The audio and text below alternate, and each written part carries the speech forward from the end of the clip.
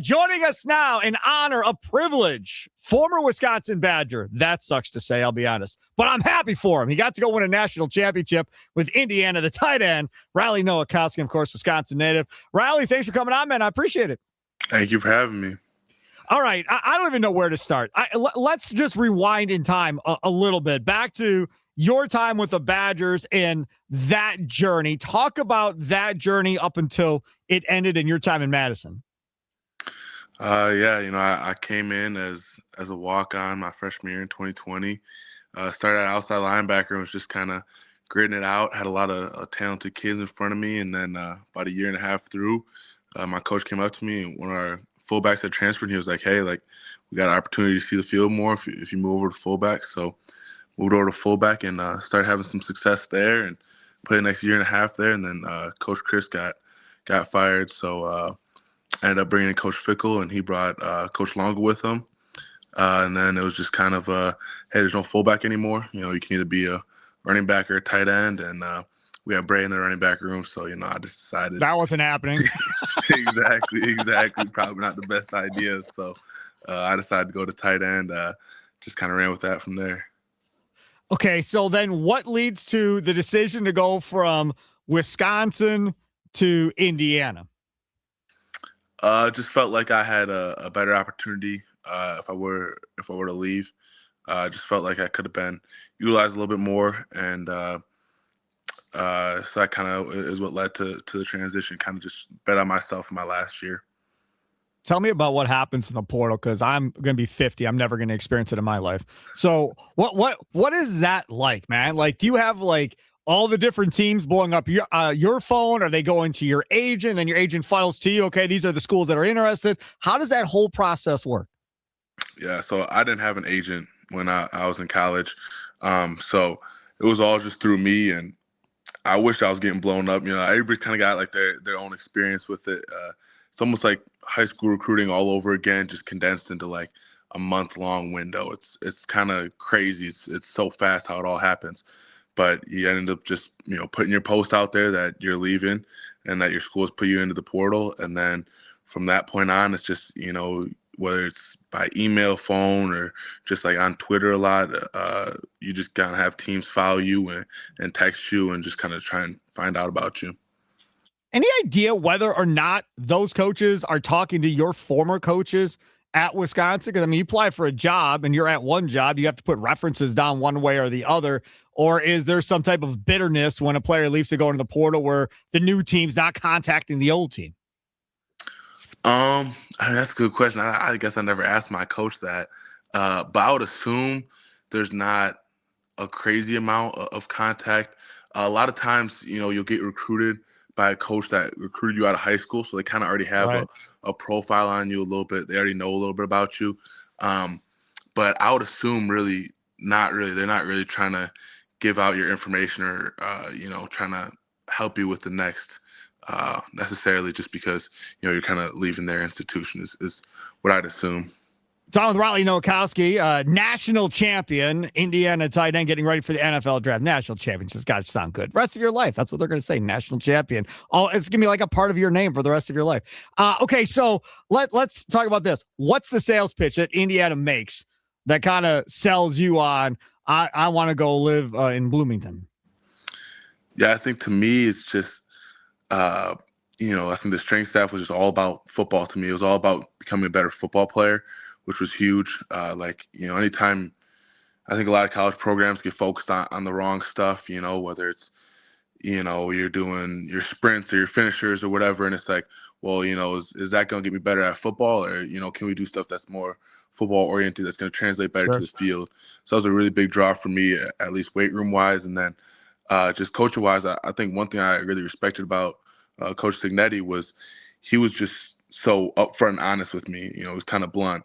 I walked into the room just to talk to him, as everybody does on their visits, and he was like, "Hey, like, you're not our typical tight end. You're not 6'6", and you got some weaknesses that we think we can help you out with, but we also recognize your strengths and think they fit really well into this program." And so I think just that honesty of being like, "Hey, like, you're not a complete player. You're not, somebody that's your typical person. There, he wasn't trying to fluff me up, or kind of sell me on a dream. Like, he was just honest with me, and I kind of respect that, because a lot of coaches in college, are kind of snake oil salesmen. You know what I mean? They gotta get you. No, They never. gotta get you in the door. So, I really respected that about Coach Signetti, and just everything I heard from the team. Like, the team was really, really close. It really seemed like a family over there. So, just all that kind of reminded me of what Wisconsin was at the time. So I just kind of appreciated that, and that's what really lured me in. Well, and there's former Badgers all over the place over there too. I mean, Yeah, Bostad's over there. I mean, again, I love Bostad at Wisconsin, and I still think he's one of the best offensive line coaches in the country, whether it's college or pro or whatever else. And when he went there, I was like, "Oh, that's just horrible." That I don't have a lot of positive things to say about Wisconsin in general lately, but that one really hurt. And then what were we talking about? We're talking about how great the Indiana offensive line is. I was like, boy, I wonder why. If you're watching on X and YouTube, you can't wipe the smile off of Riley Nowakowski's face right now. He's smiling the whole time while I'm talking about Bob Mostad. Talk about that coaching staff. And I guess I really want to focus on Signetti a little bit, because I don't know Fickle and I don't know Signetti one way or the other. Can you compare and contrast the two for me? yeah, yeah. Obviously, like you said, Coach Bo's a great coach. I think that's one thing that Coach Signetti does really, really well, is surround himself with people that are all very competent and very knowledgeable, and then allows them to be themselves and be competent and be knowledgeable. Kind of just putting a lot of trust in those below him. He really lets. He's an offensive sided coach, so he really lets the defense, almost completely up to Coach Haynes. Obviously, he's going to oversee, like the overall scheme and everything, and just ensure that everything looks good, and Coach Haynes calls it the right way. But he really gives them a lot of freedom, and kind of lets the coaches just coach. How they want to, which I think is a really big draw, is because as a head coach nowadays in college football, you're more of a general manager than you are a true coach, and I think that's something that Coach Signetti did really well, was just kind of manage everything instead of trying to be full on hands on everything that we were doing. He kind of just let the coaches do what he was paying them to do. When we talk about the mentality, when Barry Alvarez, who I'm sure you're well aware of who that is, when he was the coach of Wisconsin, he would convince everybody in that locker room when they were playing a UCLA in the Rose Bowl or whoever, that their own families didn't think they could win. It was us against the world. Nobody thinks we're any good. Signetti comes across that way in the media, kind of like nobody believes in us. And Pat Murphy does the same thing for the Brewers the last couple of years. He has the same type of mentality. That's what he does when he's front facing. How is he behind the scenes? Because I feel like he's got an air of confidence and maybe some swagger to him, probably with his players, about how we're going to go whip their tail ends when we see him. Definitely. I would say he's very confident. I think he does a great job instilling belief into us. I think he's almost, flip side. It's almost flip side of the coin with him, kind of how he presents to the media versus how he talks with us. It's just, he thinks that every single game we can win. I think a big thing that he talks about, especially at the end of the year, was, take the logo off the jersey, right? Like, watch the tape and don't be influenced by, the name off front. So I think that was a really big thing, and I think everybody bought into that, and that was a key. I'd never been on a team. Every time you play a game, obviously, you think you're gonna win, but some of those games you're like, how are we gonna pull this off? You know what I mean? Yep. And I think this whole entire year, I was never in a spot where I was like, oh, how are we gonna pull this off? Like, it was just always like belief that things are gonna fall into the right place, and we're gonna get it done. Like, I think Penn State is a great example of that. We're not in a great spot. Down the stretch. First play of that drive, Nando takes a sack. So it's like, geez, you're really not in a great spot. That's the one thing you can't do in that situation, But it was like nobody's belief wavered. Like, everybody just thought, oh yeah, we'll still get it done. I think that was a really big mindset to have on this team that allows us to have such success. Tell me what this felt like. Black once again lined up behind Nowakowski. They hand it off to the fullback / tight end, and he powers in. Touchdown, Indiana. A dominant start here for the #1 team. Tell me what that felt like. Oh, it's hard to describe. I still don't have words to describe that yet, man. It was just to have, Coach Signetti believe me, Coach Shanahan believe in me to call that play. once I heard it, I knew, all you gotta do is fall forward. As my dad always talked to me about, fall forward, get extra 2 yards. So we were on the 1 yard line. So I was like, as long as I fall forward, we're good to go. And the Hoggies up front did a great job blocking, and kind of made it easy for me. But it was an amazing feeling. It was an amazing feeling. Highlight courtesy of ESPN. Riley Nowakowski, national champion, Indiana tight end, former Wisconsin Badger. Follow him on X at @RNowakowski14, at @RNowakowski14. They're saying Mendoza's going one, probably. I mean, it's to the Raiders, who have spent like $500,000, it feels like, in free agency so far. So his center is going to make $27 million a year. It's a little bit different than the NIL money that everybody is dealing with there. How good is he? What's his greatest strength?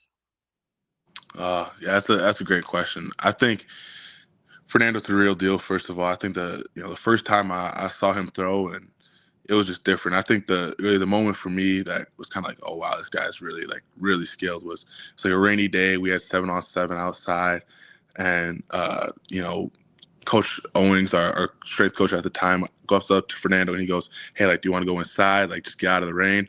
Fernando's like, "No, it's fine with me." And I was like, I feel like most QBs want to get out of the rain, grip the ball a little bit better. And in warm-ups, he starts just tossing it around, and there was absolutely no difference between when he was throwing it when it was dry and when it was soaking wet. And that was just amazing to me, because when it's wet outside, I can't throw a football for nothing. You know Right. what I mean? So I think that was just a moment for me where it was just as beautiful as the ball as if it was sunny and 65. So I think that was a really big thing for me. It was just wow, this kid's he can really do it no matter what. And then I think what makes him special is just not only he's such a great guy in the locker room. He's obviously comes from a great family, and he's just awesome to be around. But I think also just how tough he is. He's one of the toughest kids I've ever met, and I think he doesn't get enough credit for it. He took a huge hit in the Big Ten championship, first drive, and then gets up and comes back like it's nothing. And then also his mental toughness. Against Oregon, he throws a pick six and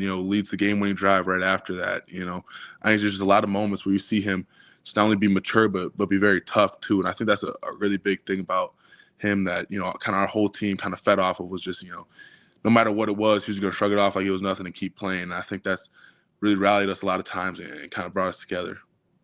Riley, tell me about the NFL Draft Combine in Indianapolis. Your thoughts there. Sub 4.5 40 from what I'm seeing here. 4.66 40 for you. It's amongst the best in that tight end group. Talk about that experience. It was a good time. I enjoyed it for sure. It's a lot going on. You got interviews, you got medical stuff. So they definitely keep you busy out there. But it was a great group of guys. I was really happy about that. All the tight ends were really nice kids. So I just enjoyed, kind of getting to know the group and try to really soak in the moment. My dad was able to come in and watch me, which is, really special. You grow up watching the combine on TV all the time and always, watching the 40s and all that stuff. So kind of be there and doing it myself was a really cool experience, and thought I did pretty well. Did you have a chance to talk to the Packers at all through this whole process to this point? Yeah, I talked to the Packers a little bit at the East-West Shrine Bowl. I was back at the end of January. Rieger balled out at that one, if memory serves correct, as well for the Badgers. Hey, Riley, what's next now? So how do you plan on spending the draft? Have you figured out draft plans? Is you throwing a big family party, or what's the deal going to be? Yeah, probably just going to be at my house, have some of my friends over, some of my college friends, some of my friends from back home, and just have any family that wants to come. Hopefully I'll be blessed enough to get my name called on one of those days. But yeah, just up until then, training and trying to prepare my best so that I can give myself the best shot. Let me ask you another question. If an NFL team wanted you to play fullback versus another NFL team that wanted you to play tight end, which would you rather do in the NFL? Because it feels like that fullback position is kind of coming back around again in the NFL all of a sudden here in the last year or two. Yeah, I mean, I'm open for whatever, honestly.